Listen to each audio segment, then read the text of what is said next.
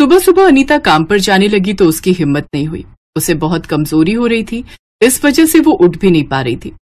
तभी रीमा और नीमा उसके पास आई। क्या हुआ माँ, तुम्हारी तबीयत तो ठीक है? पता नहीं, सिर बहुत भारी है, लगता है कल बारिश में भीग गई तो इस वजह से थोड़ा जुकाम भी है। माँ, आपको तो बहुत तेज बुखार है, आज आप काम पर मत जाओ, हम आपको डॉक्टर के पास ले चलते हैं। नहीं नहीं, आज तो बहुत काम है, चंद्रिका भाभी ने आज जल्दी भी बुलाया था। एक काम करते हैं ना, मैं काम पर चली जाती हूँ, तुम माँ को दवाई दिलवा दो, बस दोनों काम हो जाएंगे। तो फिर ठीक है, मैं माँ को दवाई दिलवाकर उन्हें कुछ खिलाकर तेरे पास ही आ जाऊंगी। हाँ ठीक है, तुम मुझे दवाई दिलवा दो, मैं थोड़ी देर आराम कर लूंगी, फिर तू रीमा के पास चली जाना। रीमा काम पर चली जाती है और नीमा माँ को दवाई दिलवाने। अनीता शहर की बहुत ही पॉश कॉलोनी में काम करती थी, जहाँ पर काफी अमीर और पैसे वाले लोगों के घर थे। घर की लेडीज खुद से कोई काम नहीं करती थी, सब काम के लिए अलग अलग काम वाली आती थी, जिनमें से एक अनीता भी थी। रीमा काम पर जाती है तो थोड़ी देर बाद नीमा भी दवाई दिलवा कर आ जाती है। मैम साहब, ये दूध की मलाई फेंक दो। फेंक दो? हाँ, क्या करना है, रखकर बेकार ही रखिए। ठीक है मैम साहब। भैया 1 मिनट रुकना। क्या हुआ रीमा, तुमने मलाई फेंकने क्यों नहीं दी? मालकिन, इस मलाई से तो आप देसी घी बना सकते हो, ये तो बहुत सारी मलाई है, इसका तो ढेर सारा देसी घी निकल आएगा। क्या देसी घी? मैंने तो घर पर कभी नहीं निकाला, हमारे घर में तो देसी घी बाजार से आता है। हम आपको इस मलाई का देसी घी निकाल कर दे दें, आपको बहुत पसंद आएगा। ठीक है, बना दो, मेरा तो फायदा ही है, मुझे इस महीने देसी घी बाजार से नहीं मंगवाना पड़ेगा। भैया ये मलाई हमें दे दो, हम अभी इसका घी बना देते हैं। रीमा और नीमा वहाँ खाना बनाने वाले शेफ से मलाई ले लेती हैं और किचन में मलाई से घी बनाने लगती है। कुछ देर बाद बहुत ही बढ़िया मलाई का घी निकल आता है।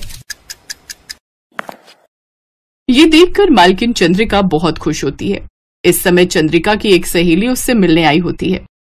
तुमने तो बहुत बढ़िया घी निकाल दिया, हमारे तो जितने भी खाना बनाने वाले लगे हुए हैं सब मलाई को फेंक देते हैं, किसी ने भी हमें ये सलाह नहीं दी कि इतना रोज का दूध आता है, इतनी मलाई जुड़ती है तो हम इसका घी बना ले। तुम दोनों ने बहुत बढ़िया काम किया है।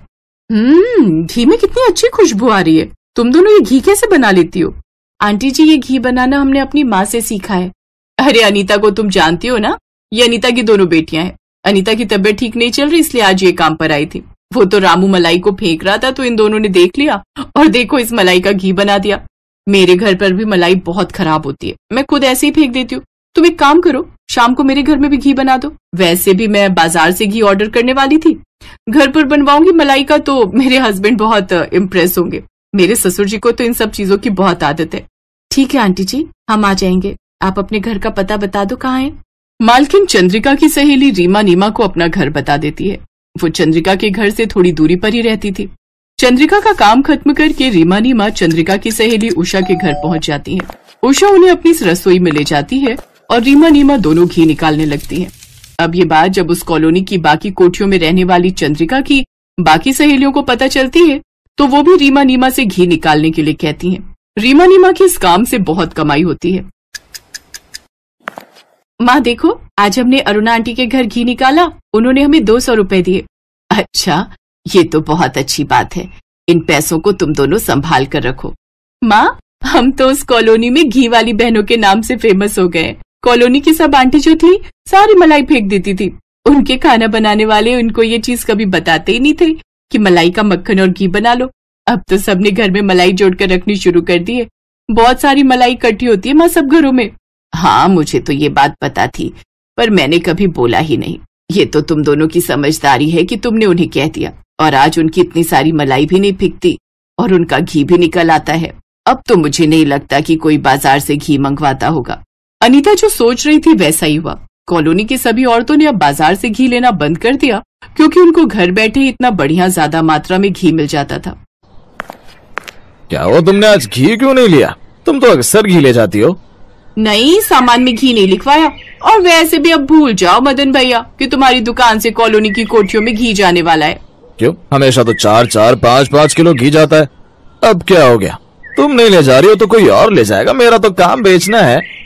कॉलोनी के घरों में रीमा और नीमा नाम की वो जो 2 बहनें हैं ना, वो घी निकाल देती हैं। इस वजह से सबको उनके हाथ का घी पसंद आता है। सब अब घर में मलाई इकट्ठी करके रखने लगे हैं। रीमा नीमा बहुत बढ़िया घी निकाल देती हैं। अच्छा, तो ये बात है। दुकानदार ये बात सुनकर गुस्से में आ जाता है क्योंकि कॉलोनी के घरों में उसकी दुकान से बहुत सारा घी जाता था। अचानक से सब घरों ने घी लेना बंद कर दिया तो उसकी कमाई कम हो गई। कुछ दिनों बाद चंद्रिका ने रीमा नीमा को एक बार फिर से घी बनाने के लिए बुलाया। रीमा नीमा, तुमने जो घी बनाया था वो तो खत्म हो गया, मलाई और इकट्ठी हो गई है। रामू तुम्हें और मलाई निकाल कर दे देगा, आज घी बना जाओ। जी मालकिन, हम बना देते हैं। रीमा नीमा रसोई में जाती हैं। वहां पर शेफ रामू फ्रिज में से मलाई निकाल रहा था। उसके हाथ में एक छोटा सा कटोरा था। ये रही मलाई, तुम दोनों इसका घी बना दो। इतनी थोड़ी सी मलाई पर मलाई तो बहुत सारी इकट्ठा होती है, इसका तो बहुत जरा सा घी बनेगा। जितनी है उतना बना दो, ज्यादा सवाल मत किया करो। मैं भी यहाँ पर ज्यादा सवाल नहीं करता, नहीं तो मालकिन गुस्सा होती है। शेफ वहां से बाहर चला जाता है। रीमा नीमा घी बना देती है और उस दिन घी बहुत थोड़ा सा निकला। पता नहीं बड़ी वाली छलनी कहाँ रखी है, घी छानना रह गया है। मैं नीचे देखती हूँ, कहीं अलमारी में नीचे ना गिर गई हो।